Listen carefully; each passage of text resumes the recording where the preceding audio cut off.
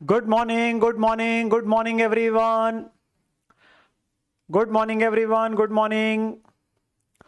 फटाफट से सभी के सभी बच्चे हमारे आज की क्लास में जुड़ जाएंगे और मुझे कंफर्म कर देंगे is audio video absolutely fine, audio video absolutely fine, audio video audio video video audio. हाँ जी, good morning, good morning, good morning. Pratibha, Naina, Devendra, Indrani, Pradeep, Kridha, Sahana, Saima, Nitin Yadav, Aditya, Palak, Shyamali. आज तो ऐसा लग रहा है कि बहुत सारे बच्चे आए हैं क्लास में। जो हर रोज नहीं आते वो कह रहे हैं चलो आज तो चले ही जाते। शायद आज हमारे पास में पेपर सर लीक कर देंगे। हाँ हाँ, बिल्कुल बिल्कुल बिल्कुल बिल्कुल, आज फील्स आ रहा है। हाँ जी, तो काफी बच्चे जो है जो रिकॉर्डेड वाले आएंगे मुझे देखने, वो कहेंगे सर आप आज इतना स्लो क्यों बोल रहे हो। उन्हें आदत है ना 1.5 2 पे सुनने की। उन्हें लगेगा यार पता नहीं इतना क्या हो रहा है यार, इतनी स्लो क्यों चल रही है क्लास सर, पता नहीं यार स्लो बोली जा रहे हैं, स्लो बोली जा रहे हैं। हाँ जी, तो good morning, good morning, good morning everyone, good morning. हाँ जी, तो नमस्कार मेरे प्यारे बच्चों, आप सभी बच्चों का स्वागत है हमारी आज की सुबह की क्लास में of CA intermediate advance accounting for the final time, the live class, जो बैच की रेगुलर बैच की क्लास है। इसके बाद मिलते रहेंगे एंड मैं उम्मीद करूंगा मेरे प्यारे बच्चों कि आप सभी के सभी एकदम बढ़िया होंगे, मजे में होंगे, तंदुरुस्त होंगे और अपनी पढ़ाई लिखाई भी बहुत ही जोरों शोरों से, बहुत ही जबरदस्त तरीके से कर तो रहे हैं और आगे भी करोगे, आगे भी करोगे। सो आज farewell, oh my God, first live class of accounting. क्या बात है यार, ये बच्चे देखो यार, आज ऐसे ऐसे नाम देखने को मिल रहे हैं जो कि कभी क्लास में नहीं आए पर आज आए हैं। हाँ जी, बहुत ही बढ़िया। और मैं सच्ची बोलूं, जो रिकॉर्डेड वाले बच्चे भी ना लाइव क्लास में आए ना, मैं सच में बोलूं वो बच्चों की मैं दाद देना चाहूंगा। दात इसलिए देना चाहूंगा कि शायद वो बच्चे रिकॉर्डिंग में भी डेली बेस पे क्लास देखते हैं, तभी तो वो मैच कर पाए हैं। भाई उन्हें पता है आज आखिरी क्लास है, कल उन्होंने सुन लिया होगा 1-2 दिन पहले कि हाँ लास्ट क्लास होने वाली है। मतलब ऐसा नहीं है कि जो बच्चों का बैकलॉग, उन्हें कहाँ पता चलेगा कि आज आखिरी क्लास है। तो ये बच्चे तो बिल्कुल रेगुलर है रिकॉर्डिंग में भी, नहीं तो बच्चा रिकॉर्डिंग के अंदर में जो है अल्टीमेटली रेगुलर कहाँ रहता है। हाँ जी, कुछ बच्चे तो अभी तक अपनी आंखें ही मसल रहे हैं। हाँ, कुछ बच्चे अपनी आंखें मसल रहे अभी भी, बिल्कुल वो अभी तक नींद से नहीं उठे, कह रहे हैं सर अभी अभी उठा है, हम तो अभी अभी उठा है। हाँ चलो, यही जीवन है, 1x से 2x, 2x से 1x, जीवन यही है। चलो आइए बेटा मेरे प्यारे बच्चों, आज की हम इस सेशन को जरा शुरू करेंगे। So coming straight to the point, coming straight to the point. वैसे मुझे मतलब कुछ काम भी था जरूरी, तो मुझे था कि मैं क्लास कैंसिल करूं। मैं कहा नहीं छोड़ो यार, एटलीस्ट बच्चों के साथ में जो इंपॉर्टेंट बातचीत है वो कर देता हूं, ताकि एक बार के लिए हम कंप्लीट कर ले। बाकी चर्चाओं के लिए तो हम चलो मिलते रहेंगे बीच में, बट एटलीस्ट जो एक तरीके से बैच चला है हमारा, ऑलमोस्ट 5 मंथ्स आपके पास लग जाते हैं। ऑलमोस्ट 120 हमारी क्लासेस लगी है, 2-2.25 घंटे के राउंड की, 2 घंटे ऑन एन एवरेज आप मानेंगे प्रोडक्टिवली तो 240 आवर्स तक का आपका मान सकते हैं आप कंटेंट है, ठीक है ना। तो मैं सबसे पहले तो आप सभी बच्चों का, बिफोर मैं आगे बढ़ सकूं, उससे पहले मैं आप सभी बच्चों का एक तो धन्यवाद करना चाहूंगा कि आप बच्चों ने संयम से क्लासेस लगाई, ठीक है ना। और सच में मुझे बहुत ही अच्छा लगा इस बैच को पढ़ा के। ये तो बातें चलो हम सर लास्ट में कर लेना सर, अभी अभी प्लीज रुलाओ मत सर, रुलाओ मत। चलो अभी रुलाते नहीं है, अभी हम अपने पास में क्या है, अभी हम अपने पास मेन मुद्दे पे आए थे। सर सीधा बताओ स्ट्रेटेजी। चलो पेपर लीक करने की बात करें, चलो भैया पेपर लीक करने की बात करें। हाँ जी, तो अब ध्यान से मेरी बातचीत को जरा सुनते जाइएगा सभी के सभी बच्चे। ओके नाउ हमारे पास बेटा जो हमने सिलेबस किया है, एक आपके पास में, मैं हमेशा बोलता हूं बच्चों के लिए 3 स्टेजेस है। अगर आप इन तीनों स्टेजेस के अंदर में अपना बेस्ट देते हैं तो ही आप अपने पास में जो है पेपर निकाल पाएंगे। और वो 3 फेजेस जो है वो अलग अलग से क्या आते हैं। सबसे पहला फेज है बेटा हमारा जो प्रिपरेशन का फेज है, जो क्लासेस का फेज है, कि उस समय क्लासेस रेगुलरली लगाना, चाहे आप लाइव लगा रहे हो, चाहे आप रिकॉर्डिंग लगा रहे हो, आप होमवर्क करते जाना, अपना रजिस्टर प्रॉपरली बनाते जाना, वो सारी चीजें। तो ये फेज नंबर 1 है, प्रिपरेशन फेज, क्लासेस लगा रहे हैं। ये फेज आज आपका खत्म हो जाएगा। नाउ द सेकेंड फेज जो है वो बहुत इंपॉर्टेंट है, वो है आप लोग का जब आप रिवीजन में जा रहे हैं, जब आप सेल्फ स्टडी करेंगे। सो हमारे लिए एक है हमारा प्रिपरेशन फेज, कुछ नोटिंग नहीं करनी, जहां होगी बता दूंगा। एक है हमारा रिवीजन का फेज, जो हम सेल्फ स्टडी अपने पास में करेंगे, चीजें रिवाइज करने बैठेंगे। और एक होगा हमारा फाइनली एग्जीक्यूशन का फेज। अगर आप लोगों को यह कि यार हम लोगों ने पेपर क्लियर करना है, तो तीनों के तीनों फेजेस के अंदर में अल्टीमेटली हमें अपना बेस्ट देना है। ये फेज हमारा कंप्लीट हो गया है, ये फेज हमारे पास में आज से शुरू होने जा रहा है। ये फेज हमारे पास में आज से शुरू होने जा रहा है। नो हमें अब अपने पास में इंश्योर करना है कि इस पर्टिकुलर फेज के अंदर में भी हम अपना बेस्ट दे सके, वो सबसे ज्यादा इंपॉर्टेंट है। नाउ ध्यान से मेरी बात को जरा सुनते जाएंगे बेटा। अगर हम लोगों को अपने एग्जामिनेशंस को क्लियर करना है, हमें एग्जामिनेशन को क्लियर करना, और वो मेरे को सच में पता है कि आप सभी के सही बच्चे जितने यहाँ पे क्लास में आए, जो बाद में भी रिकॉर्डिंग में सुनेंगे, वो सभी इसी माइंडसेट के साथ में यार हमें ऑब्वियसली पेपर क्लियर करना है। देखो सोचने में और करने में बहुत फर्क है, और सबसे इंपॉर्टेंट है कि सोचने के बाद जो आप चीजें करने वाले हैं वो कंटेंट क्या करने वाले हैं। क्योंकि जो कंटेंट आप लोगों ने करना है, जो रिवाइज करना है, वो सही तरीके से करा जाए, एक प्रॉपर स्ट्रेटेजी तरीके के साथ किया जाए, ताकि हम पेपर क्लियर कर सके। मेहनत हर कोई करता है पर हर कोई सफल नहीं होता। तो आपके पास बहुत इंपॉर्टेंट है कि जब आप मेहनत कर रहे हैं, आपको पता होना चाहिए मैं क्या कर रहा हूं, मेरे को एक्सपेक्टेशन क्या उस पेपर के लिए, उस पेपर को पार करने के लिए मुझे क्या क्या चीजें करनी है। तो मैं जो आज आप लोगों से बातें कर रहा हूं वो मोर लेस मान के चलना, वो बातें आप लोगों के पास में ultimately applicable for all the subjects होगी, कि आपको इस थॉट की क्लैरिटी होनी चाहिए जो मैं आपके साथ आज बातें करने जा रहा हूं। ठीक है ना, प्लीज ध्यान सुनते जाना। हो सकता है आप लोग देख लेना कि आपको अगले आधे घंटे के अंदर में वो टेकअवेज मिल जाएंगे जो आप लोगों को बहुत मदद करेगा, जो आपके बचे हुए 100 दिन बचे, एटलीस्ट मई वाले बच्चों के लिए। सितंबर वालों के तो अलग बात है, सितंबर वाले बच्चों के लिए कहूंगा वो सेशन को सुनिए जरूर, ऐसा नहीं है, बट उनके लिए लागू कुछ चीजें ऐसी होगी जब उनका सिलेबस कंप्लीट होगा, मतलब काफी हद तक ये बातें आती है। ठीक है ना, तो वो भी अपने पास में सेशन को सुन सकते हैं। नाउ हमारे लिए बेटा जो सबसे इंपॉर्टेंट है, हमारे लिए अपने पास में जो है इंपॉर्टेंट जो बात है, वो सबसे पहले क्या आ रही है। सबसे पहले हम लोगों को अगर पेपर क्लियर करना है,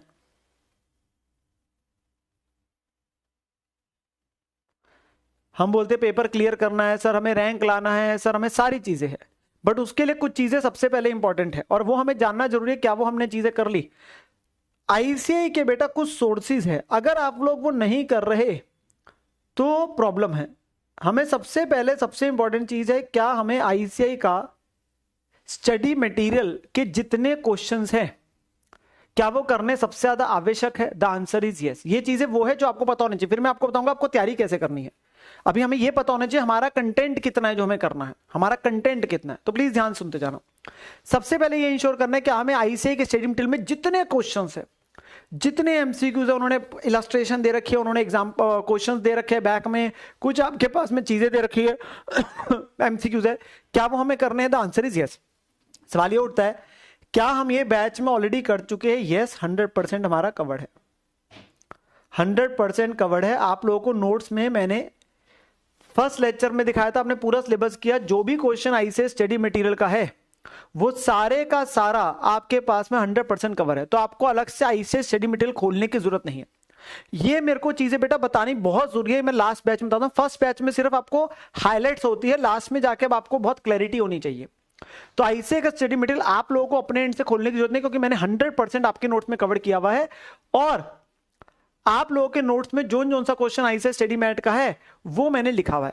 अब जो बाकी सब्जेक्ट्स होते हैं आप लोगों के, वो आपको इंश्योर टीचर से पता चलता है, टीचर से पता चलता है कि क्या उन्होंने 100% कवर किया कि नहीं किया। वो इंश्योरेंस नहीं किया तो आप लोगों को खुद देखना है कैसे करना है। वो आप लोगों के एक सबसे पहला पैरामीटर है, क्या आईसीआई का स्टडी मटेरियल हमारा कवर हो गया? The answer is yes for advance accounts, वो कवर है हमारा एडवांस अकाउंट्स का।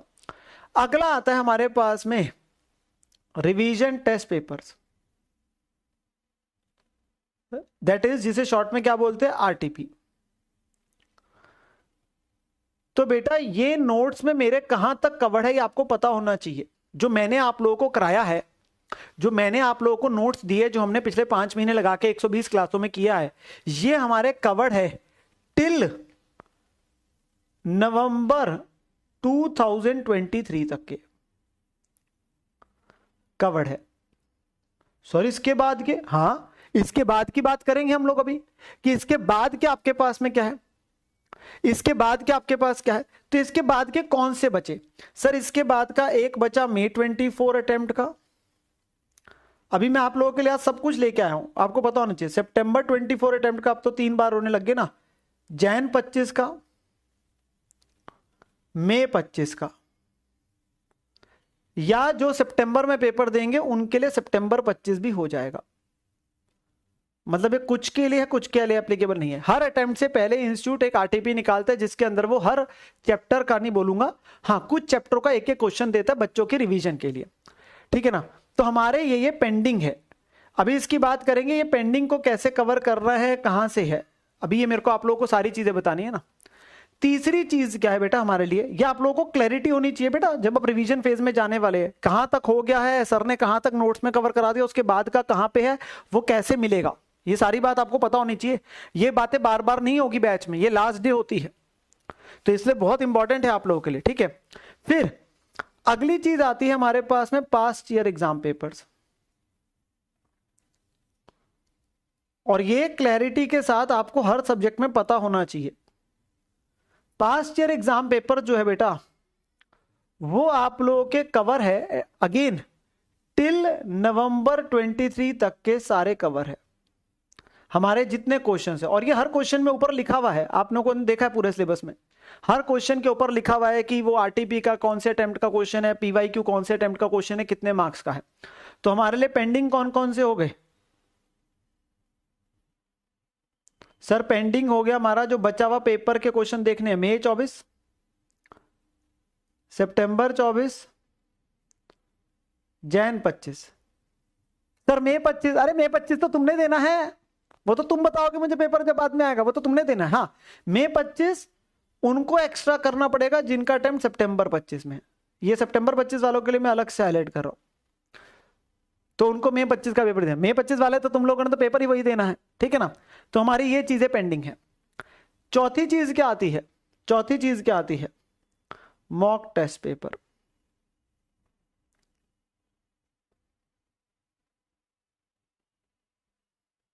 मॉक टेस्ट पेपर आपके पास में है, वो भी हमारे पास बेटा सिंपल सी बात करूं, सेम लाइक पीवाईक्यू वाला है, पर उसको मेरे को लिखना अलग पड़ता है, उसके पीछे का कारण है।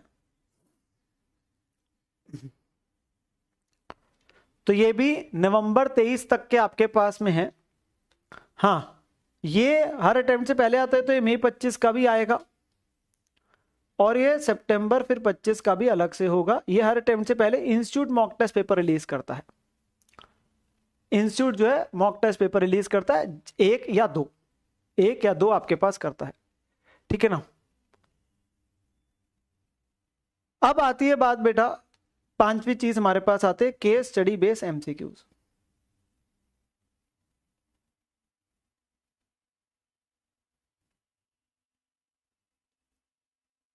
And MCQs. सो हम लोगों ने क्या कवर कर लिया? हम लोगों ने कवर कर लिए हैं एमसीक्यूज, हमारे डन है, वो आपके टॉपिक के साथ टॉपिक वाइज आप कर चुके हो। हमारी क्या चीज करनी पेंडिंग है? क्या चीज करनी पेंडिंग है? हमारी केस स्टडीज।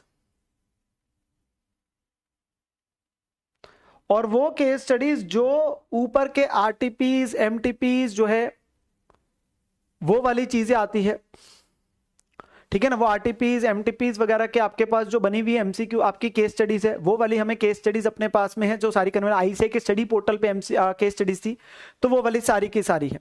अब मैंने इनके बारे में बताना है आप लोगों को। अच्छा, कुछ बच्चे बार बार बोल रहे हैं मेरे स्टडी मटेरियल में बेटा क्वेश्चंस में ये लिखा हुआ है, ये लिखा हुआ है, ये लिखा हुआ है, ठीक है ना, इसी से अटेम्प्ट तक के लिखा हुआ है जो भी है।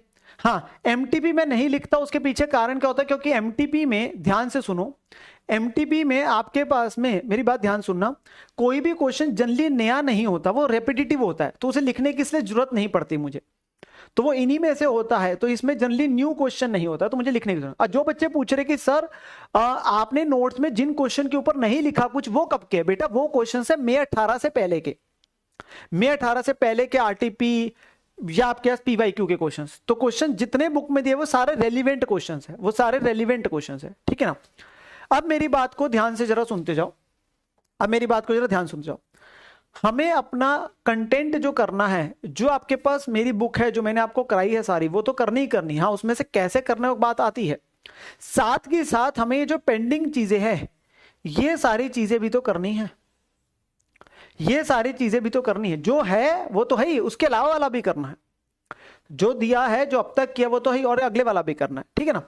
अब इसमें बेटा हमारे लिए जो एक रोल आता है वो ये आता है, जब आप रिवीजन करने बैठोगे, मैं इन पे आता हूं सभी पे, जब आप अब रिवीजन ऑब्लिक सेल्फ स्टडी करने बैठोगे,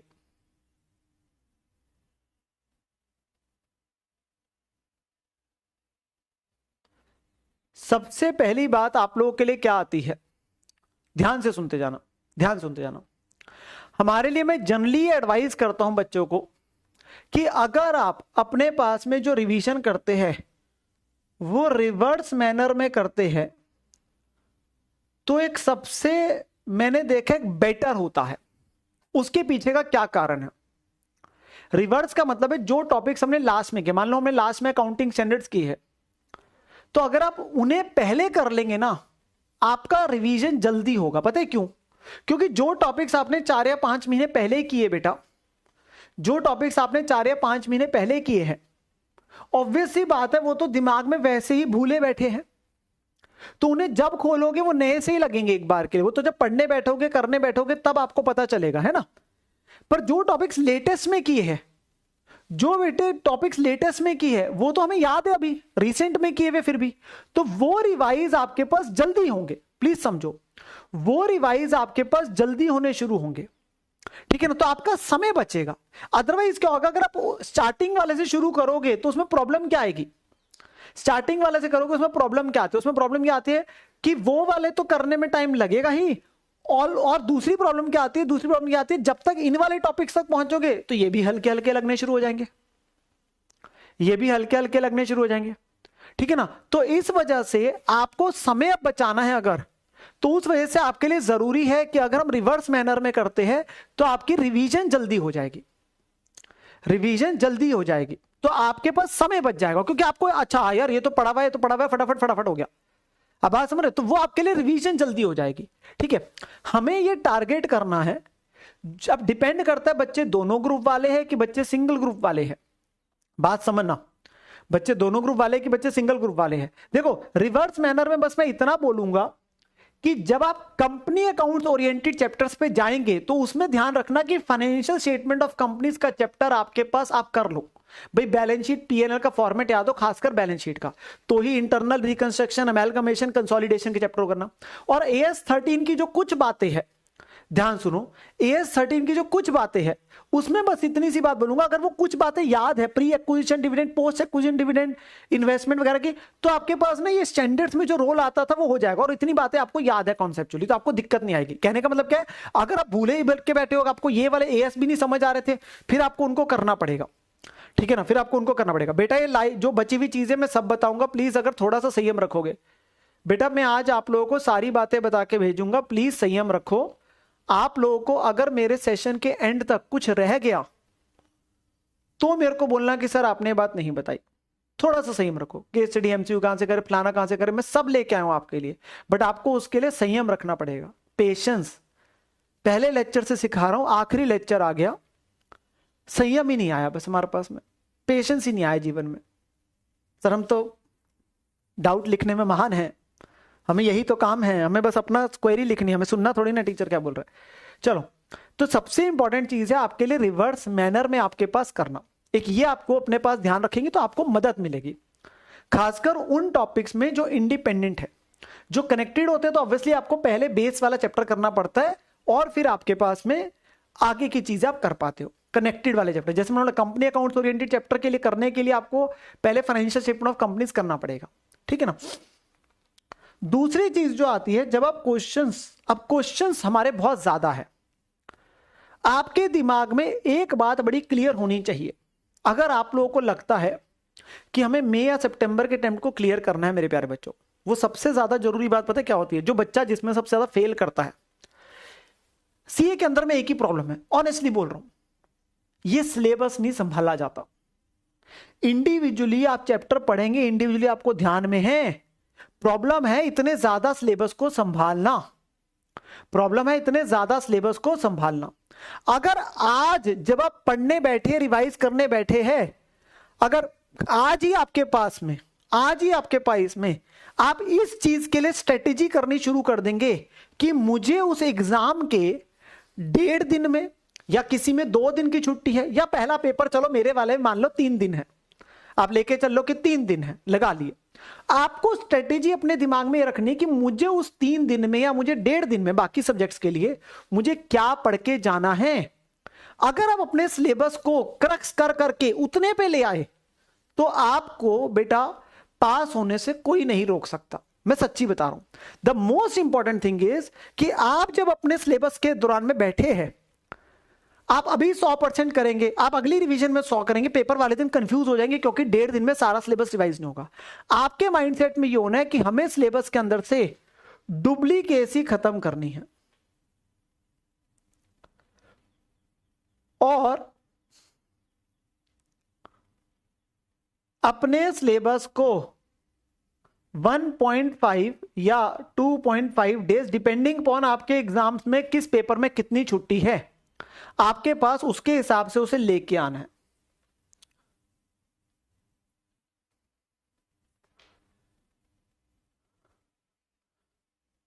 लेके आना है, ये सबसे इंपॉर्टेंट है। और मैंने देखा बच्चे सबसे ज्यादा फॉल्टर इसी में करते हैं। देखिए एक बात बड़ी पक्की है मेरे प्यारे बच्चों, एक बात बड़ी पक्की है, जो आप आज पढ़ेंगे 10 दिन बाद फिर भूल जाएंगे। आपको बार बार ये लगेगा जब आप अगली रिवीजन में जाएंगे, मैं पिछले वाला भूल चुका हूं, ये हमेशा लगेगा। आज आपसे मैं पूछूंगा, बोलोगे 10 दिन पहले वाला सर याद नहीं आ रहा, 2 महीने पहले वाला याद नहीं है, नहीं है याद, मैं समझ सकता हूं। बट बेटा मेरा सिंपल सा फंडा है, जो आप आज पढ़ रहे हो वो कल तक तो याद रहेगा ना, जो आप आज पढ़ रहे हो वो कल तक तो याद रहेगा, बस अपने इसको। तो इसीलिए हमें बस ये इंश्योर करना है कि मैं पेपर वाले दिन कैसे 100% सिलेबस रिवाइज कर जाऊं। तो मुझे अपने सिलेबस को क्रक्स करना है बेटा। आज जो आप पढ़ोगे उसके हिसाब से थोड़ी ना मई में जाके पेपर देना है, दोबारा पढ़ोगे ही नहीं। आपको यह करना है कि अपने सिलेबस को इस हिसाब से छोटा ले आना है कि जब पेपर वाले दिन अगर आप सारा सिलेबस देख गए तो अगले दिन तक तो आपको याद रहेगा ही रहेगा। इंस्टीट्यूट आपकी मेमोरी का टेस्ट वैसे नहीं ले रहा कि आपने 3 महीने पहले जो पढ़ा था, 2 महीने पहले जो पढ़ा था वो आपको याद है कि नहीं है। ध्यान सुनते जाओ, आपको अपने सिलेबस को क्रक्स करके लाना है जिससे कि आप अपने पास में लास्ट डे पे 100% सिलेबस, और वो आता है सबसे बड़ा एक प्रॉब्लम। तो आपके माइंडसेट में ये क्लैरिटी होनी बहुत जरूरी है कि हमें अपने सिलेबस को कम करके लाना है, ठीक है। सर इसमें अब कम कैसे करें? अब बेटा आपके पास किसी चैप्टर में, अब वो एप्लीकेबल टू टैक्स, मतलब जो भी प्रैक्टिकल सब्जेक्ट है सब पे बात लागू होती है। अगर बेटा आपके पास 100% क्वेश्चंस है, मतलब मैं कहता हूं 100 क्वेश्चंस है किसी चैप्टर में, तो बेटा आपको ये कोशिश करनी है कि जब आप फर्स्ट रिवीजन कर रहे हैं, मैं मान के चलो आप 2 रिवीजन तो प्रैक्टिकल सब्जेक्ट्स की करोगे, तो आपको कम से कम क्या करनी है, 2 रिवीजन प्रैक्टिकल सब्जेक्ट्स की, 3 कर सकते हो बहुत बढ़िया, और 3 रिवीजन थ्योरी की। मैं हमेशा बोलता हूं 1 रिवीजन थ्योरी वाले की ज्यादा होनी चाहिए। तो 2 रिवीजन आपके पास में बेटा प्रैक्टिकल सब्जेक्ट्स की और 3 रिवीजन आपके पास थ्योरी सब्जेक्ट्स की। इतना आप अगर करके जाते हैं obviously that is sufficient enough considering the time available, ठीक है। अगर आपके 100 क्वेश्चन है बेटा, आप लोगों को कोशिश करनी है कि फर्स्ट रिवीजन के अंदर में मैं इसमें से 60 to 65 क्वेश्चंस पे ले आऊं। मतलब 100 है तो 60-65 हो गए, 50 है तो 30 हो गए एक प्रकार से। और सेकेंड रिवीजन में मैं अपने पास 30 to 35% पे ले आऊं। मतलब जिस चैप्टर में अगर 100 क्वेश्चन है तो मेरे पास 30 क्वेश्चन होने चाहिए, 50 है तो 15, तो मेरे पास इतने क्वेश्चन अगर रह जाते हैं तो वो है। सर ये होंगे कैसे? बेटा इसका एक ही तरीका है, जब आप करते हैं रिवाइज तो आपको क्या है, कुछ क्वेश्चंस ऐसे सिलेक्ट करने हैं जिनमें बेसिक कॉन्सेप्ट सारे कवर हो जाते हैं, एंड बाकी क्वेश्चंस के अंदर में आपको सिर्फ हाईलाइट करने हैं डिफरेंट पॉइंट्स।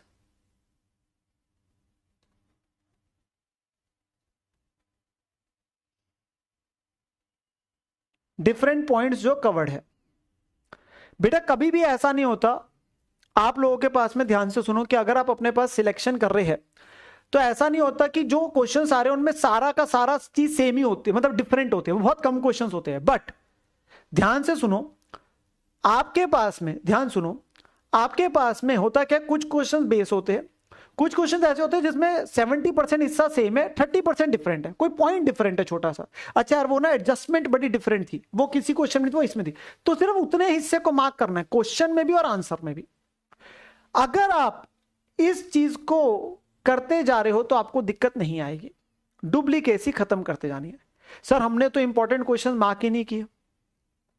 बेटा जब आप फर्स्ट रिवीजन अब करोगे ना, तो आपको एक बार के लिए अब करना चालू करो, क्योंकि अब एक बार आप दोबारा से सारे क्वेश्चंस को गो थ्रू करो। ऋषभ बेटा यही स्ट्रेटेजी AIR 1 के लिए, यही स्ट्रेटेजी आपके नॉर्मल पास होने के लिए, और अगर इसी को नहीं फॉलो किया तो बेटा फेल हो जाएंगे। AIR 1 के पास कोई 24 घंटे से ज्यादा नहीं होते, तो प्लीज आप एक ही सवाल बार बार डालेंगे बेटा, उसका कुछ नहीं है। बाकी आपको AIR 1 की स्ट्रेटेजी और जानने, उसकी वीडियोस भी डली पड़ी है, वो कुछ आपको अलग से नहीं बता देगा, सच्ची बता रहा हूं। प्रॉब्लम यह है, उसको जो कहा गया था उसने वो सारी चीजें करी, हम क्या है सिर्फ जानना चाहते, हम करना नहीं चाहते, फिर वो अल्टीमेटली पेला जाएगा, कोई फायदा नहीं है, मैं ज्यादा बोल दूंगा तो। हाँ जी, अब ध्यान से मेरी बात को जरा सुनते चलो, ध्यान से मेरी बात को जरा सुनते चलो। बेटा आप जब जब क्वेश्चंस कर रहे हैं तो मेरी बात को जरा ध्यान सुनेंगे, मेरी बात को जरा ध्यान सुनेंगे। एक बार के लिए आप इस मोमेंट पे गो थ्रू करिए सारे क्वेश्चंस को। सर क्वेश्चन बहुत ज्यादा है, क्या सारे हाथ से लिख के देखने? था आंसर इज नो। बेटा आप लोगों को डिपेंडिंग अपॉन, मैं फिर भी बोलता हूं, आप मान के चलें कि आप सिर्फ 30% क्वेश्चंस को ही ओवरऑल में रिटन प्रैक्टिस में करें, 70% ऑडिट करें। बिकॉज आपके पास में क्या है, ये चीज की आदत डालनी पड़ेगी, प्लीज समझो। आप ये बिल्कुल भी नहीं हो सकता कि आप 100% क्वेश्चन हाथ से लिख के देखो। और एक बात तो आप बच्चों को पता है बात, कि जो हमारे क्लास के क्वेश्चन से मोर और लेस डिफरेंट है, होमवर्क वाले काफी हद तक सेम है, होमवर्क वाले काफी हद तक सेम है, कुछ जगहों पे डिफरेंट पॉइंट है बस। तो एक बार गो थ्रू कर लो भाई, आपके पास में क्लास वाले हैं, कुछ करके देख रहा हूं मैं, होमवर्क वाले एक बार कर चुके, उनमें जो एक बार फटाफट से गो थ्रू कर लो। अच्छा यार इसमें यार ये तो क्वेश्चन सेम है, चलो ठा ठा ठा हो गया, आपके पास ने ये फटाफट से हो गया, ठा ठा ठा हो गया, अल्टीमेटली इसमें कोई नया पॉइंट नहीं है। हाँ जिसमें नया पॉइंट है बस मार्क कर लिया, जिसमें नया पॉइंट है मार्क कर लिया। सिलेक्शन वैसे ही होगी और कोई तरीका नहीं है। अगर आप ये कहेंगे कि हम सिलेक्टिव स्टडी करें, सर आप बताओ इंपॉर्टेंट चैप्टर्स कौन से हैं, सर आप बताओ पेपर किस चैप्टर में से आएगा, बेटा ऐसा कुछ नहीं है, ये सारे भ्रम है। और ये सारे के सारे जो बच्चे पेपर देके आते हैं उनसे पूछ लिया करो, क्या कोई ABC एनालिसिस, क्या कोई फलानी एनालिसिस चलती है CA के पेपर में? The answer is never. ICAI का कुछ नहीं पता, वो कहीं से भी कोई भी क्वेश्चन कभी भी डाल सकता है। आपको अपनी तैयारी 100% करनी है। जो बच्चा सिलेक्टिव स्टडी के साथ जा रहा है वो हल्के से रिस्क के साथ जा रहा है, मेरे को कोई दिक्कत नहीं, आप रिस्क के साथ चले जाओ, पर ये लेके चलना कि वो रिस्क मैं उतना लेके जा रहा हूं पेपर में। एक आधे बड़े चैप्टर का रिस्क लेना चाहते हो वो ले सकते हो, क्योंकि पेपर में चॉइस है, पेपर में चॉइस है। बट फिर उसका रिस्क ऐसा लो कि एक तो उसके सारे बड़े क्वेश्चन मान लो छोड़ दो, सारे बड़े क्वेश्चंस आपके पास में छोड़ दो, ठीक है ना, बट उसके कुछ कॉन्सेप्चुअल चीजें कर जाओ, ताकि एक छोटा क्वेश्चन आए तो कर जाओ। बट ये मैं फिर भी अवॉइड करने को कहता हूं, ये तब है जब सिलेबस पढ़ा है, समय नहीं है, बहुत है दिक्कत, क्योंकि उसमें एक रिस्क आ जाता है। क्योंकि किसी चैप्टर को जो आप करके जा रहे हो उसका अगर ओखा क्वेश्चन आ गया तो फिर पेपर छूटेगा ही छूटेगा। या फिर आपके पास वो क्वेश्चन जिसके चैप्टर को आप छोड़ के जा रहे हो वो अगर कंपलसरी क्वेश्चन में आ गया तो फंस जाओगे। तो इसीलिए कोशिश क्या करनी है आप लोग प्लीज, आईसीए का पेपर है, इट हैज बीन सीन कि बेटा आपके पास में जो है आप सिलेक्टिव स्टडी पे जाएंगे, कहीं ना कहीं फंसने के चांसेस होते हैं। अगर आपको अव्वल नंबर की तैयारी करनी है तो मेक श्योर कि आप पूरा करके जाए। हाँ, जो बच्चों का समय कम है, दिक्कत है, फलाना दिक्कत है, वो एबीसी एनालिसिस ये वो सब फॉलो कर लो, मुझे कोई दिक्कत नहीं है। फिर वहां हल्का सा रिस्क के साथ आप जा रहे हो। अगर आप मेरे से जानना चाहते हो सर हमें AIR 1 चाहिए, हमें AIR चाहिए, हमें कन्विंसिंगली पास होना, तुक्के पे नहीं होना, तो फिर जो चीज है वो ध्यान सुन लो। अच्छा, नाउ बेटा हमारे पास में जो आती है बात वो आती है, मतलब ये चीजें तो आपको सबसे पहले फॉलो करनी है। रही बात जो आपके पास में अकाउंटिंग स्टैंडर्ड्स के है क्वेश्चंस, बेटा जो स्टैंडर्ड थोड़े से बड़े हैं, मैं उसमें से सिर्फ ये बोलूंगा आपको मेनली क्वेश्चन पढ़ के उसका जो मेन आंसर है, जो हमने कई बार अंडरलाइन किया होता है, आपको वो पता होना चाहिए। हार्डली पर AS सिर्फ 1 या 2 क्वेश्चन ही लिख के देखो, हार्डली बस 1 आधे में ही बहुत है आपके पास, उसी से वो उसमें करना क्या है, जैसे हमने बोला था सबसे पहले एप्लीकेबल प्रोविजन क्या है भाई, क्वेश्चन ने क्या बोला और लास्ट में कंक्लूजन, और कंपनी ने 90% केस में गलती किया होता है, ये हमें पता है, ठीक है ना। बट और जो प्रैक्टिकल क्वेश्चंस भी होते हैं, मैं सिंपल बोलूंगा, उसमें भी आपको लीगल प्रोविजन लिखनी है, और आपने देखा हुआ है 1 आधी लाइन में, वो चाहे फॉर्मूला है चाहे आपके पास चीज है, ठीक है ना, वो आपके पास में जो चीज है वो आपको लिखनी जरूर है। AS के क्वेश्चन में कहीं पे भी आपको अपने पास में लीगल प्रोविजन लिखनी होती है, वो 1-2 लाइनों के अंदर में। ये मत सोचना सिर्फ सॉल्व करके आगे तो नंबर मिल जाएंगे, आपको पास लिखनी जरूरी है, लिखनी जरूरी है, ठीक है ना। ये चीजें हमारे लिए सबसे ज्यादा जरूरी है। बेटा जो टाइम टेबल है वो हर बच्चे का डिफरेंट बनेगा, कंसीडरिंग उसका कितना बैकलॉग है, कौन से सब्जेक्ट्स पढ़े हैं। अभी ग्रुप 2 की क्लासेस चल रही है, मैं फिर भी बोलूंगा आप ग्रुप 1 के सब्जेक्ट्स के साथ अभी रिवीजन 1 आधे सब्जेक्ट की चालू कर सकते हो।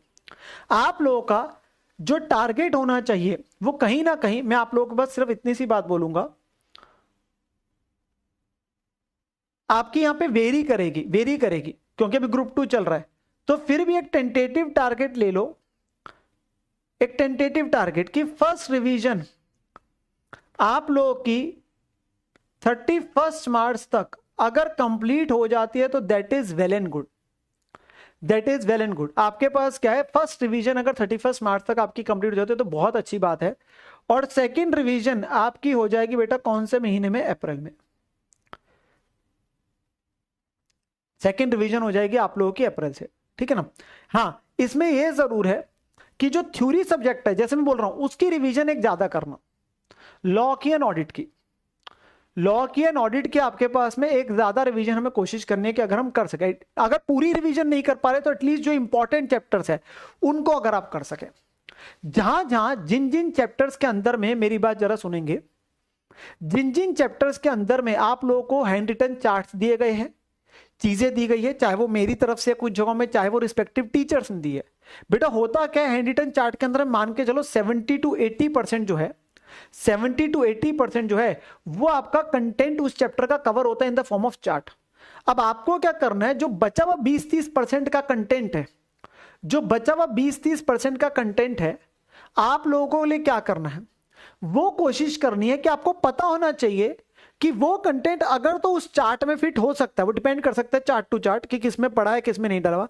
अगर तो वो उस चार्ट में ही डाल सकते हो तो बहुत अच्छी बात है, वरना वो स्पेसिफिकली लिख लो कि इस चार्ट के अलावा सिर्फ हमें बुक के अंदर में सिर्फ इतनी चीज को हाईलाइट कर रखा है, हमें वो करना है। मैं फिर से बोलूंगा, डुप्लीकेसी आपके पास खत्म करनी है बेटा। First division of all subjects है ये, first revision of all subjects 31 मार्च तक का टारगेट लेके चलो, प्लस माइनस फ्यू डेज होगा, और सेकंड रिवीजन अप्रैल में।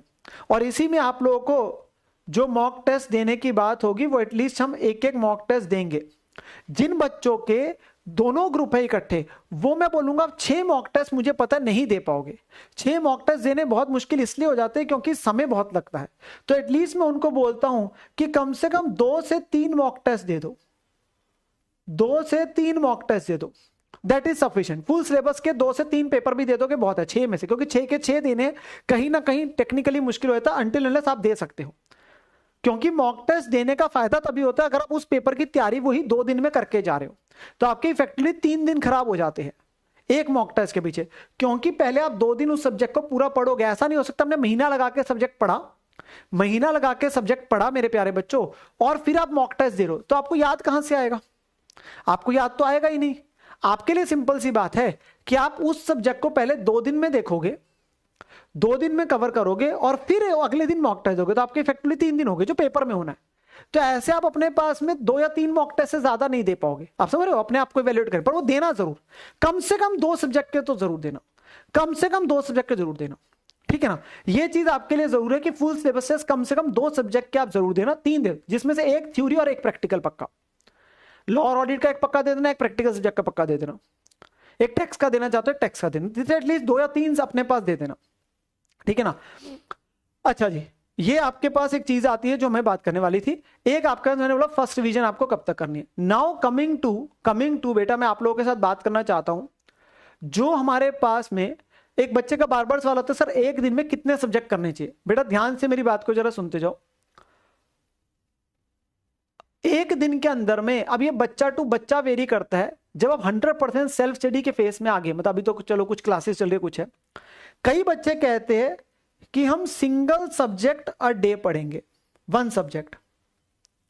हम पूरा दिन एक ही सब्जेक्ट पढ़ रहे हैं, हमने टारगेट बनाया 5 दिन में ये सब्जेक्ट को खत्म कर देना है, 4 दिन में कर देना है।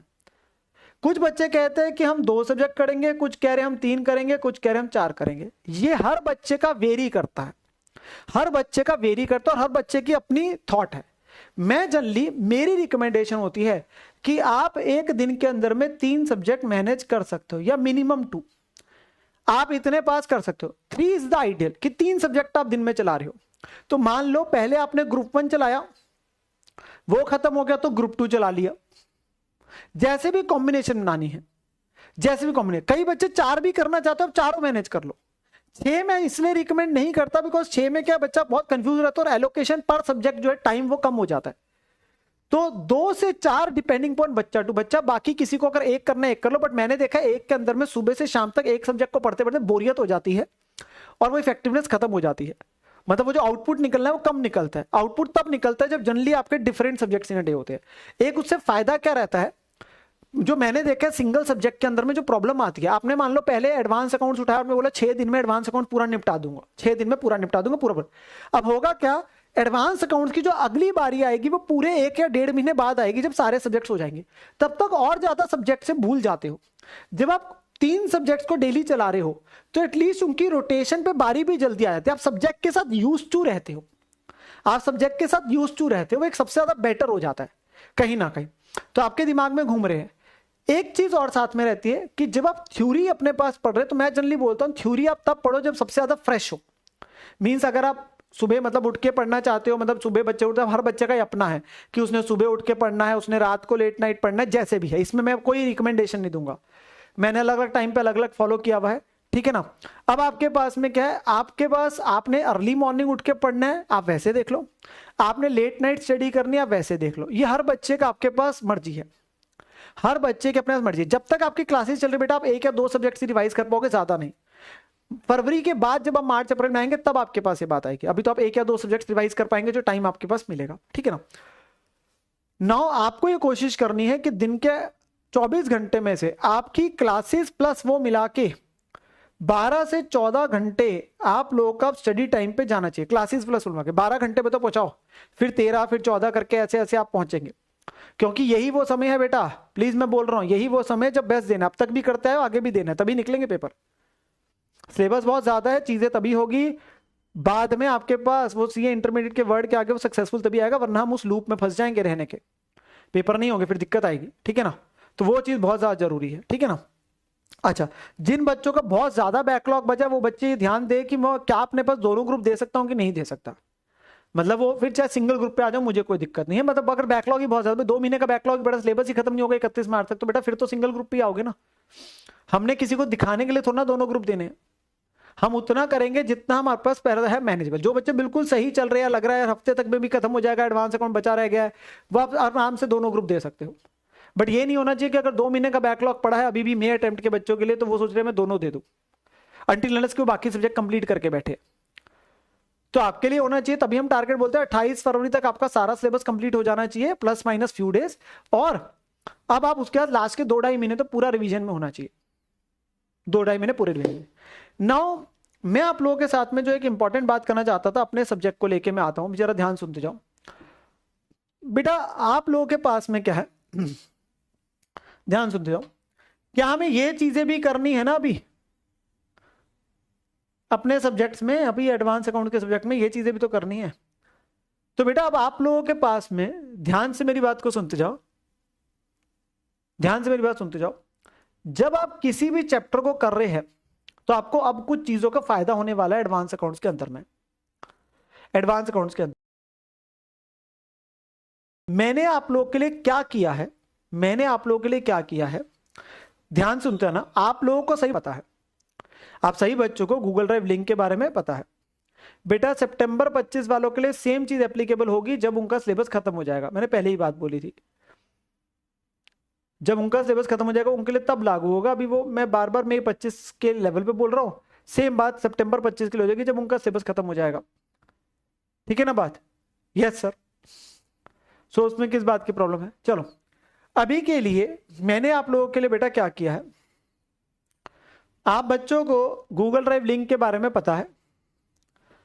उस गूगल ड्राइव लिंक के अंदर में आप जैसे ही करेंगे आप उसका आपको बेनिफिट मिलने वाला है। वो क्या बेनिफिट मिलने वाला है बेटा, हमारे जो भी आरटीपी, एमटीपी, पीवाईक्यू जो भी है, मैंने उन सारों को आप देखेंगे फोल्डर नंबर 5, फोल्डर नंबर 5, मैंने उस सारे को फोल्डर नंबर 5 में उसकी फाइलें डाली हुई है। मैं आपको खोल के भी दिखाता हूं। कल मैंने इसे सारे का सारा अपडेट करा है, कल मैंने इसे सारे का सारा आप लोगों के लिए अपडेट करा है बैठ के, ताकि मैं आपको लास्ट क्लास में इस चीज को पूरे का पूरा दिखा सकूं और आप लोग कैसे कर सकते हैं।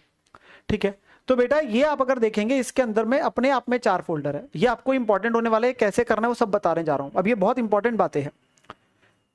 जैसे सबसे पहला कौन सा है, पीवाईक्यू। पीवाईक्यू इसमें कौन कौन सा पड़ा है, मई 24 का हमें पेपर करना है, सितंबर 24 का करना है। जैन 25 अभी मैंने डाला नहीं है, जैन 25 का, क्योंकि अभी आईसीआई की जो फाइल है वो अभी आई नहीं, जिस दिन आएगी वो यहां डल जाएगी, जिस दिन आएगी वो यहां डल जाएगी। सर ये कब करना है, कैसे करना है, उस पर भी आता हूं। पहले फाइलें दिखा रहा हूं, पहले फाइल्स दिखा रहा हूं। तो ये फाइल आपके पास मई 24, सितंबर 24 दोनों, चाहे वो मई वाले नंबर वाले दोनों में डल चुका है ये वाला। तो प्लीज घबराइए मत, वो आपके बैच के एंड तक, जब तक आपके बैच का एक्सेस है तब तक गूगल ड्राइव लिंक है, डोंट वरी। ठीक है, फिर ऐसी आरटीपी आपके पास 3 है, मई, सितंबर, जनवरी। जब मई का आएगा तब मैं यहां डाल दूंगा। फिर ऐसे ही मॉक टेस्ट पेपर में थोड़ा फर्क दिखेगा आपको। वो क्यों फर्क दिखेगा, उसमें एक तो 2 फाइल दिखेगी हर की, क्वेश्चन पेपर की फाइल अलग, सॉल्यूशन फाइल की अलग, क्वेश्चन पेपर के अलग, सॉल्यूशन फाइल के अलग, हर अटेम्प्ट के 2 दिखेंगे। तो आपके पास मई 24 के 2 क्वेश्चन पेपर थे, 2 सॉल्यूशन फाइल है, सितंबर के हो गए, जैन के हो गए। तो ये सारे, जब मार्च आपके अप्रैल मई वालों के लिए आएगी तब मैं यहां डाल दूंगा। ठीक है, फिर आपकी case study MCQ, case study MCQ उसकी 2 फाइल्स है, केस स्टडी एमसीक्यू उसकी 2 फाइल्स है। अभी तक टोटल में अलग अलग आईसीआई की जगह से, आईसीआई के पोर्टल मान लो, एमटीपी मान लो, आरटीपी मान लो, अलग अलग जगह से टोटल में 25 केस स्टडीज हमारी है करने वाली। तो एक फाइल में मैंने ब्रैकेट में लिख दिया 16 केस स्टडीज है, दूसरी फाइल में 17 से 25 केस स्टडीज तक है। तो ये आपकी 2 केस स्टडीज की फाइल है, ये आपकी 2 केस स्टडीज की फाइल है। ठीक है ना बेटा, एनोटेटेड फाइल सभी डली हुई है। ऋषभ बेटा अगर पता होगा ना जीवन में तो याद रहेगा बेटा, वरना तो आप लोगों ने सिर्फ लिखना है। एनोटेटेड फाइल्स का इतना बड़ा फोल्डर बना हुआ है जिसको आपने कभी गूगल ड्राइव लिंक खोला ही नहीं ना, मतलब अगर पता ही नहीं है मेरे बारे में फिर क्या करोगे जान के, छोड़ो। अच्छा भाई, अभी जरा क्या चीज है, ये आपके पास में पीवाईक्यू वाला मैंने फोल्डर आपको दिखा दिया। अब बेटा ये चलते हम ट्रैकर पे, अब चलते मेरे प्यारे बच्चों हम ट्रैकर पे। तो ट्रैकर पे जैसे ही आप आएंगे, ट्रैकर पे आप जैसे ही आएंगे, ध्यान से सुनते जाएं। ये बेटा जो ट्रैकर है इसमें आप देखेंगे ना, ये आपको बहुत ज्यादा मदद करता है, 2 सेगमेंट ऑफ स्टूडेंट्स को मदद करता है। पहला, जो बच्चा लेट बैच को ज्वाइन करता है तो उसे पता चल जाता है कि किस सब्जेक्ट, किस चैप्टर की कितनी क्लासेस है, कहीं ना कहीं उसको स्ट्रेटेजी बनाने में मदद कर देता है कि सिलेबस टोटल में कितना है। तो जैसे हमारे पास में टोटल नंबर ऑफ क्लासेस जो लगी, आप लास्ट तक जाके देखेंगे 121 है। तो वो सारा मैंने डाला हुआ है, किस क्लास में मैंने क्या कराया है क्या नहीं। तो ये उन बच्चों को मदद करता है जो लेट बैच ज्वाइन करते हैं। एक दूसरा अब ये मदद करता है उन बैच के बच्चों को, उस बच्चों को जो रिवीजन फेज में आ रहे हैं। मान लो आप किसी चैप्टर के मतलब कोई रिवीजन कर रहे हैं, अब जब आप रिवीजन कर रहे हैं आप उस पर्टिकुलर क्वेश्चन में, क्लास वाले क्वेश्चन में फंस गए, सॉल्यूशन तो आपके पास है, आपने लिखा हुआ मेरे साथ, पर आपको पॉइंट नहीं समझ आ रहा, तो अब आपके पास में क्या होगा, आप ये जाके ट्रैकर से देख सकते हैं कि वो किस लेक्चर में सर ने कराया था, किस लेक्चर में सर ने वो क्वेश्चन कराया था, ताकि आप उस लेक्चर में जाके वो चीज को ढूंढ पाएंगे, तो आपको पता रहता है। तो आपको रिवीजन फेज में भी मदद करता है, रिवीजन फेज में भी मदद करता है ये वाला जो ट्रैकर है, ठीक है ना, कि आपको पता चल जाता है ये क्वेश्चन या ये कॉन्सेप्ट हमने किस में किया था, मैंने वो लिखा हुआ है सारा, किस लेक्चर में क्या कराया था, ठीक है ना, तो वो चीज आती है। अब इसी में ध्यान से सुनना मेरी बात को बेटा, आप लोगों के लिए मैंने क्या किया है, ध्यान सुनना। अब मैंने आज सुबह सुबह ही, क्योंकि कल मैं लगा इस चीज पे, तो मैंने आज सुबह सुबह ही आपके लिए एक और काम कर दिया। नीचे देखोगे, एक तो सितंबर 25 रिकॉर्डेड वालों का ट्रैकर था, वो उनका थोड़ा लेट शुरू हुआ था, तो उनका सिलेबस अगर वो इस हिसाब से चलेंगे तो उनका 1 अप्रैल को खत्म हो जाएगा, मतलब वो डेली क्लास लगा रहे हैं। नीचे मैंने अब क्या किया, आप लोगों के लिए आरटीपी पीवाईक्यूज के अलग अलग एक और बना दी है फाइल्स, और ये आप बहुत ज्यादा मदद करने वाली है, ध्यान से देखना आप, क्योंकि आपको पता है मुझे ये चैप्टर सारे करने के बाद करेंगे तो दिक्कत आएगी, क्योंकि बहुत सारी चीजें हैं, और अगर हम हर चैप्टर के साथ करते तो उस फाइल में से ढूंढेंगे कैसे कौन सा क्वेश्चन कौन से चैप्टर का है। तो मैंने आपके लिए वो कार्य कर दिया, मैंने आपके लिए वो कार्य कर दिया। मैंने आपके लिए क्या कार्य किया है, ध्यान सुनो। मैंने आप लोगों के लिए ये चीज बना दी अब कि मान लो आरटीपी में 24 है। एक तो बच्चे लैग लैग लैग करी जा रहे बैठे यार, ये पढ़ाने देंगे नहीं, बताने देंगे नहीं, फिर बाद में बोलेंगे कि सर ये नहीं हुआ वो नहीं हुआ, बस हमें मजे करने हैं, अंतिम क्लास में मजे करने हैं हमें। मेरी चप्पल कहाँ है, वेयर इज माई हथियार। आज तो इन सभी को मैं दिखाई दूं अपना हथियार। मैं पिस्तौल ले आऊं, तलवार ले आऊं, बॉटल ले आऊं, ये ना सुधरेंगे। चलो, तो बेटा आपके पास में क्या है, ध्यान सुनते हो। आरटीपी के अंदर में क्या चीज है, वो आरटीपी में 24 से लेके आप देखेंगे, पहले आपके पास 20 एक लाइनें आरटीपी में 24 दिखेगा, ठीक है, फिर सितंबर 24 दिखेगा, फिर जैन 25 दिखेगा। जब मैं आएगा मैं डाल दूंगा। मैंने लिखा है कौन सा क्वेश्चन किस टॉपिक का है, मैंने लिखा है कौन सा क्वेश्चन किस टॉपिक का है, मतलब उसके आगे लिखा है क्वेश्चन नंबर उस आरटीपी का, और आगे लिखा है वो कौन से टॉपिक का है, ताकि अब आप लोग क्या करेंगे, पहले आप लोगों ने मेरे नोट्स से, मतलब पूरी मेरी बुक से कर लिया वो चैप्टर, उस चैप्टर को करा कंप्लीट। आपने साथ की साथ, प्लीज सुनना, साथ की साथ उस चैप्टर से रिलेटेड जो है उसके जो भी बचे हुए आरटीपी के क्वेश्चन, बचे हुए पीवाईक्यू के क्वेश्चन, बचे हुए एमटीपी के क्वेश्चन साथ की साथ निपटा दो, ताकि पेंडिंग नहीं रहेगा कुछ भी हमारा एटलीस्ट।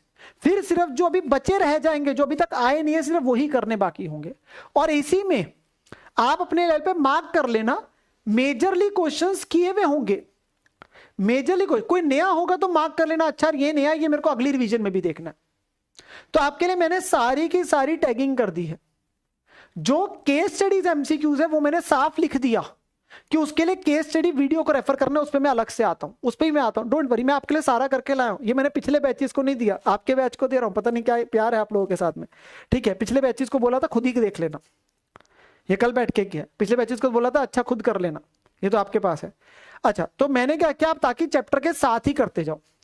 सेम चीज मैंने आरटीपी की करी, सेम चीज मैंने पीवाईक्यू की कर दी, सेम चीज मैंने पीवाईक्यू की कर दी। तो आप पीवाईक्यू में देखेंगे तो मई 24 के अंदर में क्वेश्चन नंबर 1A किस टॉपिक का था, 1B कौन से, क्योंकि उसमें पार्ट्स होते हैं 1A 1B 2 2A 2A, तो आपको पता चला। और मैंने मार्क्स भी लिख दिए, कितने मार्क्स का क्वेश्चन आया था और कौन से टॉपिक का आया था। आपको एक चीज देखने को मिल जाएगी, इंस्टीट्यूट जो है अमेलगमेशन का क्वेश्चन, कंसोलिडेशन का क्वेश्चन पक्का ही पक्का पूछ रहा है, ठीक है ना, तो वो आप छोड़ नहीं सकते। तो आप क्या करेंगे, जैसे ही वो चैप्टर कंप्लीट किया आप साथ के साथ देख लो, अच्छा यार मेरा ये आरटीपी का क्वेश्चन भी हो गया, ये सारे आरटीपीज भी डन हो गए, ये मेरा पीवाईक्यू भी डन हो गया, ताकि मेरी कोई पेंडेंसी नहीं है, ठीक है ना।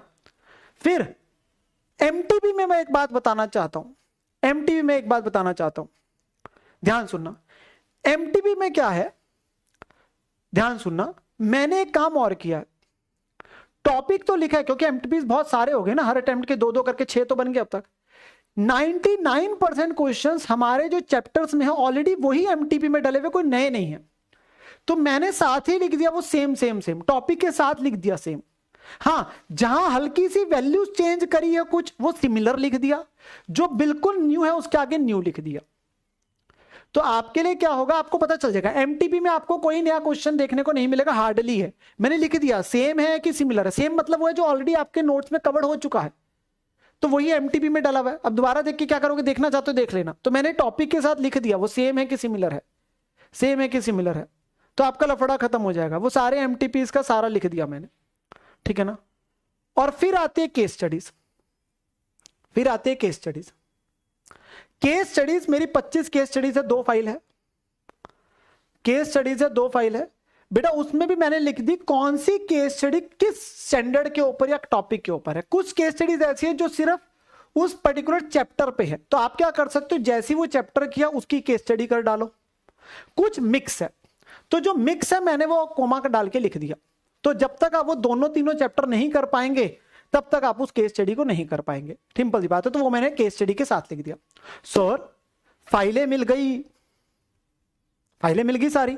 सर हमें आपने ये भी बता दिया, सर पर अगर हमें कोई डाउट आएगा इसमें, हमें क्वेश्चन पढ़ के भी समझ नहीं आया, आंसर देख के भी समझ नहीं आया, तो क्या करेंगे। अरे तुम हमें जानत कहां हो। तो जितनी भी वीडियोस है इनकी सारी की सारी वीडियोस की एक ही प्लेलिस्ट है वैसे तो यूट्यूब पे, जो बच्चे रेफर करते हैं। मैंने सभी के लिंक्स डाल दिए फर्स्ट वाली स्लाइड में, सभी के लिंक्स डाल दिए। तो लिंक्स क्या डाले आप देखो, पहली तो 3 मैराथन्स है। मैराथन्स आप लोग अगर बड़े कंफ्यूजन में हो, खुद पढ़ाई हो ही नहीं रही है, तो मैराथन का सहारा ले लेना।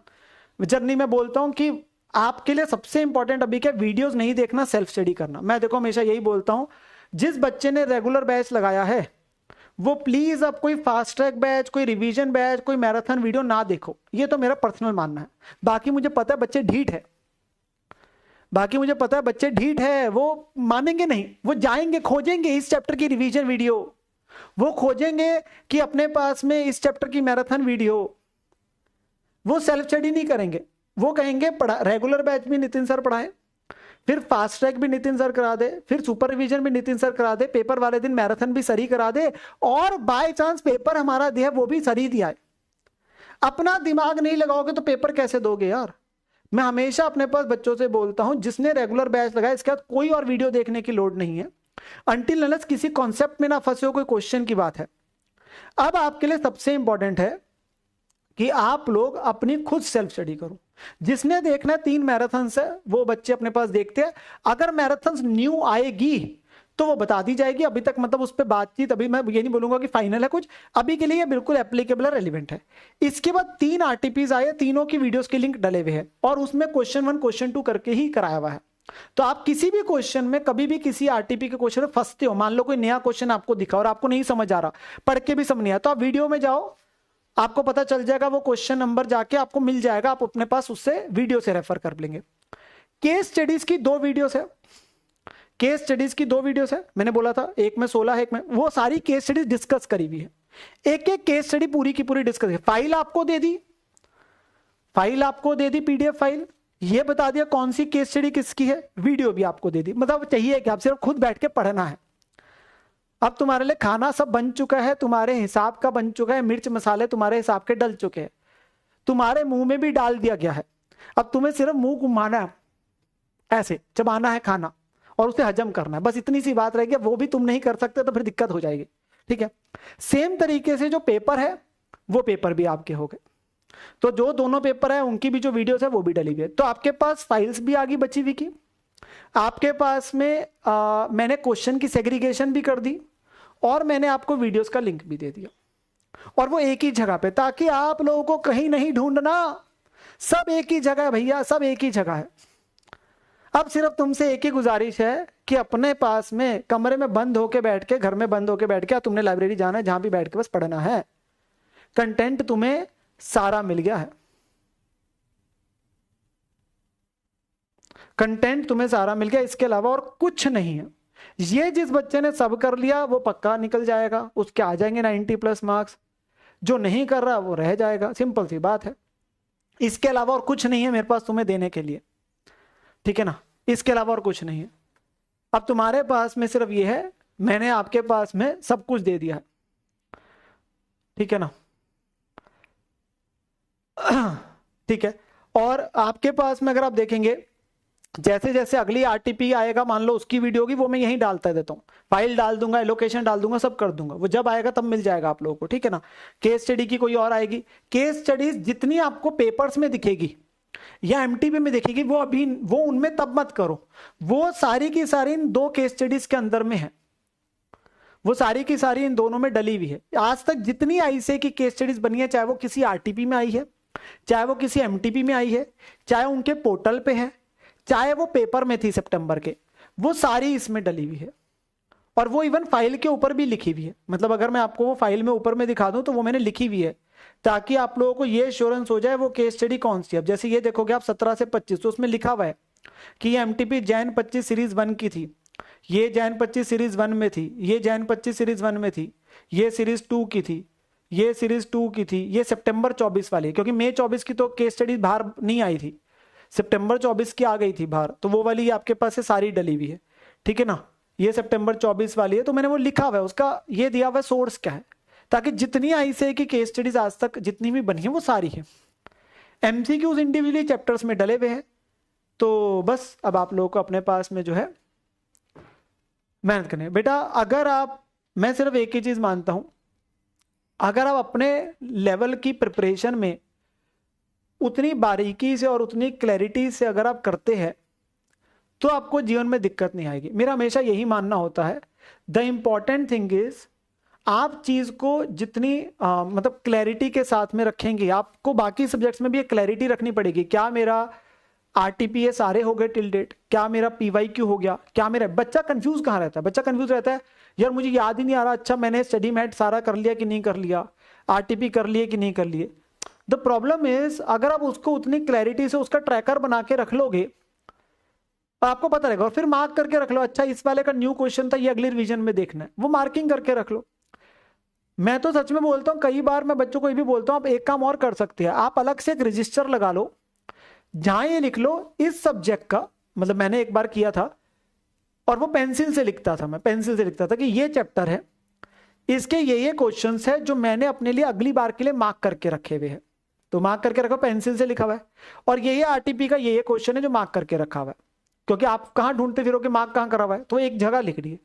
अगली रिवीजन में जाके जो डुप्लीकेट थे जिन्हें हटा दिया उन्हें रब कर दिया, पेन से नहीं लिखा था, पेन से लिखता तो काटता, वो काटने के बाद भी ना दिखता है यार कोई ना कोई क्वेश्चन था जो पहली रिवीजन में तो सिलेक्ट किया था, अगली के लिए सिलेक्ट नहीं किया, तो वो मन करता है उसको देखूं, तो वो पेंसिल से लिखा था ताकि रब करते गए, ताकि पेपर वाले दिन उस कॉपी में लिखा पड़ा है इस चैप्टर का ये क्वेश्चन देखना है, बस ये आपका क्लास का क्वेश्चन है, मान लो ये होमवर्क का क्वेश्चन है, वो वहां पे उसमें हाईलाइटेड है वो क्वेश्चन के अंदर पॉइंट, ये आरटीपी का ये क्वेश्चन है, तो अल्टीमेटली क्या है वो चीज आपके पास करनी है। अगर आप ये सब करेंगे तो आपके पास जरूरी है।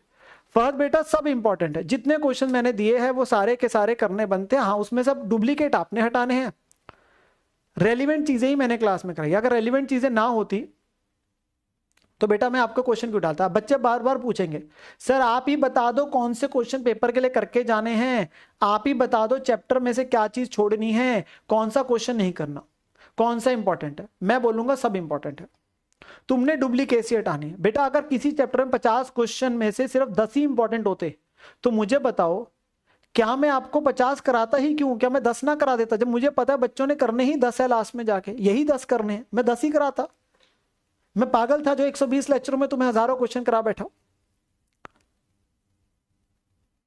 अब बात समझ रहे हो, कराए इसीलिए है क्योंकि सारे आईसीए की तरफ से आज तक कहीं ना कहीं वो बने हुए हैं, अब वो आपकी तरफ से है, कुछ जो बताए गए हैं इंपॉर्टेंट ड्यूरिंग द वो जो आपको लगते हैं वो चीज है। डुप्लीकेसी बता तो दिया यार कैसे हटानी है, अब डुप्लीकेट क्वेश्चन काफी प्रैक्टिस क्वेश्चन वो भी मैंने करके दिए हुए, क्लास क्वेश्चन डिफरेंट होते, practice question more less same होते, तो वो डुप्लीकेट पहले ही करके रखे हुए सेग्रीगेट, उसमें कुछ क्वेश्चन में डिफरेंट पॉइंट है, बस वो मार्क करना है।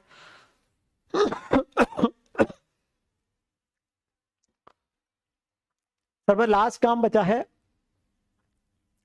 आप ही हमारे घर पे आके हमारे बिहाफ पे अगर पढ़ देंगे और पेपर दे आएंगे तो बस हम सफल हो जाएंगे, हम सफल हो जाएंगे। कन्हैया बेटा 2 से 3 महीने पहले, आप लोग 3 महीने पहले कर सकते हो, बहुत आप रिकॉर्डिंग देख रहे हो तो अगर आप अपने पास में सितंबर 25 वाले बच्चे 2.5 महीने का लेके चलो कि हम 2.5 महीने पहले अगर सारा सिलेबस कंप्लीट कर दें वैसे उनका पहले ही हो जाएगा और भी, क्योंकि आप रिकॉर्डिंग्स में देख रहे हो तो आपका जल्दी हो जाएगा, डोंट वरी। चलिए अभी क्या आपके पास में जितनी मैंने चीजें बताई है ध्यान सुनते जाए, ध्यान सुनते जाए बेटा। आप लोगों के साथ में अब बात आती है कुछ डाउट्स को लेके और बाकी चीज को लेके, मेरी बात सुनते जाना। सबसे पहले जो डाउट्स के लिए है, आप डाउट इंजन के यूज करेंगे, आप डाउट इंजन को यूज करेंगे। एक मैं आप लोगों के साथ मंथली डाउट सेशन रखूंगा, जो सितंबर 25 वालों का है जैसे, वैसे ही मई 25 वाले सेम में होगा, क्योंकि डाउट्स ही है। तो जो गूगल फॉर्म सर्कुलेट सितंबर 25 के बैच में होगा, जैसे अभी थोड़े दिन पहले हुआ था, आप लोगों का भी हो गया था, सितंबर 25 का भी हुआ था लास्ट वीक नहीं, कुछ दिन पहले ट्यूसडे को हो गया था इसी वीक में। अब अगला डाउट सेशन जस्ट फेब में होगा। तो आपके जो भी चैप्टर के कहीं कोई डाउट आपको लगता है, पर मैं फिर भी बोलूंगा डाउट वही हो कि जो मान लो आपको ऐसा लग रहा है समझ ही नहीं आया, कॉन्सेप्ट पूछोगे तो जाके वीडियो से देख सकते हो, ठीक है। तो वो मैं जो डाउट्स है आप लोगों के साथ में, वो डाउट सेशन हर महीने रखूंगा, हर महीने एक एक डाउट सेशन आप लोगों के साथ में रखूंगा। वो मई सितंबर जो भी आपके डाउट्स होंगे गूगल फॉर्म में डालना, मैं आके डाउट सेशन ले लूंगा, ठीक है ना, ताकि आप लोगों को डाउट्स की दिक्कत ना आए। बच्चे पूछ रहे कितने घंटे सोना है बेटा, 7 घंटे इज ऑप्टिमल, 7 घंटे is optimal, that is optimal है बिल्कुल, ठीक है ना। तो यहां पर मैं ध्यान से मेरी बात को जरा सुनते जाओ। अभी मुझे आप लोगों से बस एक ही चीज चाहिए, कमिटमेंट। मुझे आप लोगों से बस एक ही चीज चाहिए, कमिटमेंट। कमिटमेंट किस चीज की, कि क्या हम लोग अपने पास में अगले जो महीने बचे हैं, क्या उसके अंदर में अब जी तोड़ मेहनत लगाएंगे और हम सफल होकर दिखाएंगे कि नहीं होकर दिखाएंगे। तो यस सर, हम लोग अपने पास में जो है, अपने पास में पूरी की पूरी मेहनत करेंगे। बेटा आप सिंपल सी बात समझिए, कोई तुक्का कोई लक नहीं, वो सब बाद में काम आता है, अभी के लिए आपका सिर्फ हार्डवर्क है। अगर आप मेहनत करेंगे तो आप लोग निकल जाएंगे, तो भगवान की भी कृपा रहेगी, लक भी मिल जाएगा आपको साथ में, निकल जाओगे। मेहनत ही नहीं करोगे तो कुछ नहीं होगा। अगर बार बार जाके बस यही वीडियो देखनी है कि रिवीजन कैसे करे, रिवीजन कैसे करे, पढ़ाई कैसे करे, पढ़ाई कैसे करे, तो जाके बेटा वीडियोस ही देख लो, वो पढ़ो ही मत। इंपॉर्टेंट है कि अब किताब खोल के पढ़ना चालू करना है। वीडियोस अब देखने से कुछ नहीं होगा कि हम मोटिवेशनल वीडियो देख रहे हैं, हम फलाना कर रहे हैं, ढिमकाना कर रहे हैं, बैठ के बस यही करी जा रहे हैं। अब अपना समय सिर्फ और सिर्फ बच्चे हुए टाइम पे लगा दो, क्योंकि कंपटीशन आपको पता है पास सिर्फ 10-20% बच्चे होते हैं, और वो वही होते हैं जो मेहनत सच मायने में करते हैं, ठीक है ना। और डाउट सेशन जैसे मैंने बोला, वीडियो कॉल का मैं आज नहीं कर पाऊंगा क्योंकि मुझे निकलना भी जरूरी था 9:45 पे। वीडियो कॉलिंग में आज नहीं करूंगा, वीडियो कॉलिंग के लिए मैं आपके साथ डाउट सेशन जिस दिन होगा उस दिन कर लूंगा, ठीक है ना। डाउट सेशन जिस दिन रखूंगा मैं उस दिन कर लूंगा। आप लोगों का हम ज्यादा नहीं, मैं टाइम खराब करने की सोचूंगा। आप लोगों से मैं अपेक्षा करूंगा कि आप लोग ऐसा रिजल्ट लेके आए कि हम लोग सेलिब्रेशन करें, ठीक है ना। वीडियो कॉलिंग में आज नहीं कर पाऊंगा कि मुझे 9:45 पे निकलना है जरूरी, तो इस वजह से अभी जरा प्लीज क्या आप सभी बच्चे अपने पास में मेहनत करेंगे? यस सर, बच्चे कह रहे सर बल्ले बल्ले कर दो, तो बल्ले बल्ले बल्ले बल्ले बल्ले बल्ले, बच्चे कह रहे बल्ले बल्ले कर दो। चलो अच्छा, डाउट्स अगर बेटा किसी टॉपिक में आता है तो प्लीज मेक इट श्योर कि आप डाउट जो है मैं ये बोलूंगा अपने पास लिख लीजिए, डाउट इंजन से कर लीजिए, नहीं होता तो लिख के रख लीजिए, जब डाउट सेशन होगा तब आपके पास में आप ले लेना। ये मत पैनिक होना, क्यों हो ये डाउट है आज ही रिजॉल्व होना चाहिए, अभी रिजॉल्व होना चाहिए, प्लीज ऐसा मत करना। संयम रखो, लिख लो, डाउट सेशन होगा तब रिजॉल्व हो जाएगा। डाउट इंजन में नहीं हुआ तो डाउट सेशन में हो जाएगा।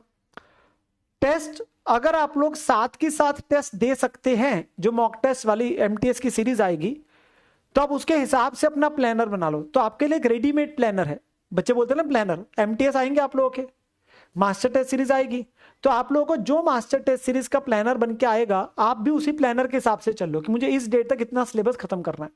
तो एक वो टेंटेटिव है, बट अगर आप सारे टेस्ट देना चाहते हो वो आपकी अपनी मर्जी में, उसमें ये नहीं बोलूंगा आपको सारे टेस्ट देने चाहिए। हाँ मैं ये जरूर बोलूंगा एक चैप्टर एक आपका फुल सिलेबस से जरूर दे देना, मतलब 6 में से एटलीस्ट 3 दे देना, जैसे मैंने कहा था। आप बाकी टेस्ट देना चाहते नहीं देना चाहते आपकी मर्जी है, बीच में 2-3 देना चाहते आप दे दो, वेल एंड गुड। कुछ बीच बीच में कुछ चैप्टर्स के जो है, पर सारे देने के लिए उतना टाइम निकालना पड़ेगा। तो मेरे को क्या होता है, इतना इंटर के अंदर में समय कम होता है कि आप सारे टेस्ट रिटर्न वाले अपने पास दो। कुछ 1-1, 2-2 भी दे दिए तो वेल एंड गुड है, बहुत है, सफिशिएंट है, दे आर सफिशिएंट, ठीक है ना। फुल सिलेबस टेस्ट 2 का टारगेट पक्का रखना, ठीक है ना। आपके बैच में सच में बोलूंगा, जाने से पहले बहुत ही मजा आया, सच में एंजॉयड अलॉट। आप जितना मिस करेंगे इस टाइम को कि सुबह के टाइम पे हम लोग क्लास लगाते थे लाइव क्लास, उतना ही मैं भी मिस करने वाला हूं। और जो मेरे बड़े भैया है वो आप लोगों को सीए फाइनल में पढ़ाएंगे, तो पूरी अपेक्षा है कि आप सीए फाइनल में आएंगे और बड़े भैया से पढ़ेंगे, बड़े भैया से पढ़ेंगे, ठीक है ना। तो बड़े भैया भी बड़ी मेहनत कर रहे हैं सीए फाइनल को लेके, ठीक है। तो वो आपके पास में जो है, अभी के लिए तो आप लोगों को पहले अपनी इंटर क्लियर करनी है और फिर सीए फाइनल में आएंगे आप लोग और फिर सीए बनेंगे, है ना। जिन जिन बच्चों का जन्मदिन आज है या निकल चुका है या आने वाले समय में आना है, मेरी तरफ से सभी बच्चों को wishing you very very happy birthday in advance, या जिनका निकल गया बिलेटेड, जिनका आज है उनको करंटली हैप्पी बर्थडे, ठीक है ना। सो आप सभी बच्चे बस अपना ध्यान रखिए और अच्छे तरीके से पढ़ाई करते रहिए। अगर किसी बच्चे को बीच में बैच में कभी डांट दिया हो या रोस्टिंग कर दी हो तो उसके लिए सच में माफ़ी, सच में माफ़ी। नेवर अ इंटेंशन कि आप लोगों को कभी डांटा जाए, the always the intention is कि आप बच्चों को जो है सिखाया जाए, आप एक अच्छे इंसान बने, आप अपने एग्ज़ाम को क्लियर करें, ठीक है ना। तो अगर किसी बच्चे को कभी किसी बात पे बुरा लगा हो तो उसके लिए सच में अपॉलॉजीज। आप लोगों के लिए बेटा, मतलब मैं सच में बोलूँगा, बैच एक है या जो भी है, आप लोगों के लिए सबसे इंपॉर्टेंट है अपना गोल को अचीव करना, एक अच्छा इंसान बनना, और आप औरों को एज अ रोल मॉडल देखते जीवन में इतना बन के दिखाओ कि लोग आपको रोल मॉडल देखे, लोग आपको फॉलो करें, लोग आपसे मोटिवेट हो। तो ये वो अभी समय है आप लोगों का तपस्या करने का, ठीक है ना। छोटी छोटी बातों को दिल से मत लगाया करो, कई बार बच्चे लगाते हैं आज की जनरेशन के, मैं देखता हूँ।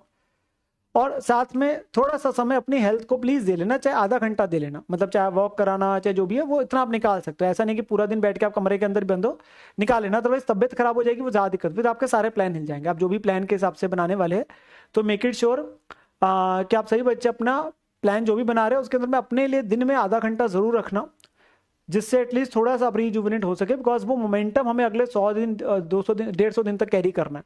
तो वो बहुत इंपॉर्टेंट है रिवीजन फेज के टाइम, क्योंकि यहाँ पर मैं अब आप लोगों की खुद की मोटिवेशन जो है वो अल्टीमेटली आप लोगों को कैरी करेगी, रादर देन कि आप क्लास आ रहे हैं, वो तो पता है क्लास है चलो जाके बैठना है सुनना है, बट अब अल्टीमेटली क्या आप खुद पढ़ना है, तो वो अंदर से खुद लाना पड़ेगा और पढ़ना है। चाहे सब्जेक्ट मुश्किल है चाहे आपका आसान है, वो जो भी है पढ़ना तो पड़ेगा। चाहे किसी सब्जेक्ट में दिक्कत है, वो एडवांस अकाउंट में, किसी को टैक्स में दिक्कत, किसी को लॉ में दिक्कत है, पढ़ना तो पड़ेगा। या इसे ऐसा कर दे भाई बेस्ट ऑफ 2 है, हम उसके हिसाब से दे देंगे, जो बच्चे के जो उनसे स्ट्रांग है सारे पास करने हैं, ठीक है ना। तो हमें मेहनत सब में करनी पड़ेगी, किसी में कम किसी में ज्यादा, बट मेहनत तो सब में करनी है। सिलेबस किसी का कम है किसी का ज्यादा है, पर मेहनत सब में करनी है, हमें पास सब में होकर दिखाना है। अब वो मेहनत का टाइम है तो वो मेहनत जरूर करेंगे, ठीक है ना। तो चलिए बेटा, आपसे मुलाकात अब होगी हमारे डाउट सेशन वाले सेशन के अंदर में। बीच में अगर कोई वीडियोस वगैरह आप लोगों के लिए आएगी तो वाईटी पे आपको बैच वगैरह के अंदर में आ जाती है। आजकल एक बच्चों को पता नहीं बहुत ज्यादा एक मुद्दा चल रहा है लेके कि सीए का क्या होगा, सीए का होगा, तो उसको लेके भी कल टीम से बात के लिए तो हम एक वीडियो बना देंगे। सीए का कुछ नहीं प्रॉब्लम होने वाली, सब ठीक है। तो वो अभी 5-10 मिनट की एक वीडियो बीच में आप लोगों के लिए कल तक आ जाएगी शायद, जिसमें हम बता देंगे कि ऐसा कोई सीए के प्रोफेशन को कोई खतरा नहीं है, तुम्हारे ऊपर है कि तुम उसको कितना अच्छे से कैरी करते हो, ठीक है ना। लव यू मेरे प्यारे बच्चों, will miss you a lot, will miss you a lot, will miss this particular time और आप लोगों के बैच को। एंड जो है चले ध्यान रखिए, अब अच्छे तरीके से तैयारी करिए। मेरी बेस्ट विशेस ब्लेसिंग्स आप बच्चों के साथ में है। एंड टेक केयर मेरे प्यारे बच्चों, love you love you love you love you, means a lot, means a lot. बहुत ही बढ़िया रहा, बहुत ही बढ़िया रहा आप लोगों के साथ में जो बैच था। मन तो नहीं कर रहा जाने का, बट जाना पड़ेगा। जो चीज़ शुरू होती है उसका खत्म भी होना जरूरी है। चलो bye bye everyone, bye bye, love you, bye bye, bye bye.